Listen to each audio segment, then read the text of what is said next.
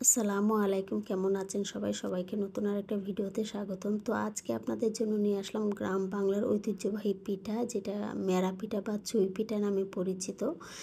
তো আজকে এই রেসিপিটা আপনাদের সঙ্গে শেয়ার করব। একদম সিম্পল একটা রেসিপি, আশা করি ভালো লাগবে। তো আমি দেখতেই পাচ্ছেন চালের গুঁড়ি যেটা নেওয়া হয়েছে সেটা ঢেঁকিতে ভেঙে নেওয়া হয়েছে। আর এখন চালটাকে টেলে নেওয়া হচ্ছে। আর যেহেতু ভিডিওটা রাতের করা, গ্রামের বাড়িতে লোডশেডিং হচ্ছিল, তাই একটু অন্ধকার এসেছে।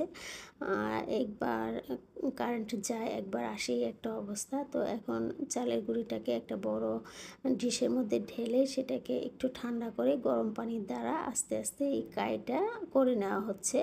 তো দেখতেই পাচ্ছেন কিভাবে করে নেওয়া হচ্ছে। আর এটার মধ্যে দেওয়া হয়েছে লবণ।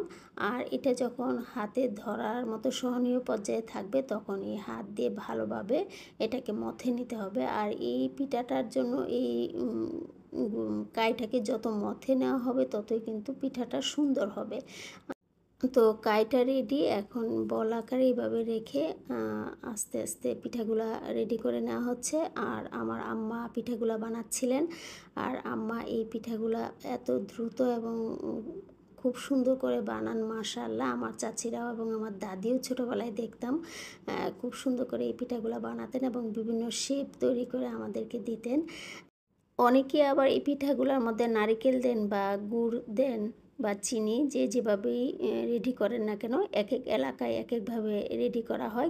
তবে আমাদের এলাকায় এই পিঠাটা একদম সিম্পল, এভাবেই রেডি করা হয়। কিন্তু এভাবেই ভালো লাগে। আর এই পিঠাটা খাওয়া হয় হলো মাংসের তরকারি বা শুটকি ভর্তা দিয়ে, যে যেভাবেই খায়। আর অনেকে চিনি দিয়েও খায় কিংবা গুড় দিয়ে খায়। গরম গরম যেভাবেই খাওয়া হয় সেভাবেই ভালো লাগে। আর পিঠা রেডি করার সময় আম্মা ছোট ছোট কয়েকটা পাতিলও রেডি করে দিয়েছেন। আমাদের ছোটোবেলার কথাই মনে পড়ে গেল। আম্মাকে বললাম, আম্মা ছোটোবেলায় যেভাবে পাতিল রেডি করে দিতেন, এভাবে পাতিল রেডি করে দেন। আর এখন পিঠাগুলো ভাপ দেওয়ার পালা। আর পিঠাগুলো ভাপ দেওয়ার জন্য নিচে কিন্তু একটা পাতিলে পানি রাখা হয়েছে। আর ওই পানিটা যখন বলক চলে এসেছে, আর এটা তখন এইটার উপরে এই পিঠা রান্না করার পাতিলটা বসে তার মধ্যে সবগুলা পিঠা দিয়ে দেওয়া হলো।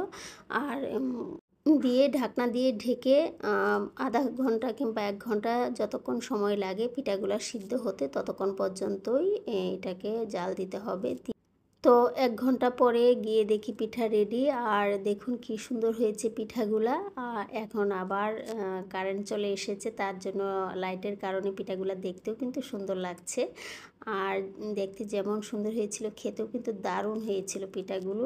আর আমি এই পিঠাগুলো খেয়েছিলাম হলো মাংসের তরকারি দিয়ে এবং সাথে ছিল শুটকি ভর্তা। তো আজকে এই পর্যন্ত, দেখা হবে নতুন কোনো ভিডিওতে নতুন কোনো রেসিপি নিয়ে। সেই পর্যন্ত সবাই ভালো থাকুন, সুস্থ থাকুন এবং নিরাপদে থাকুন। আল্লাহ হাফেজ।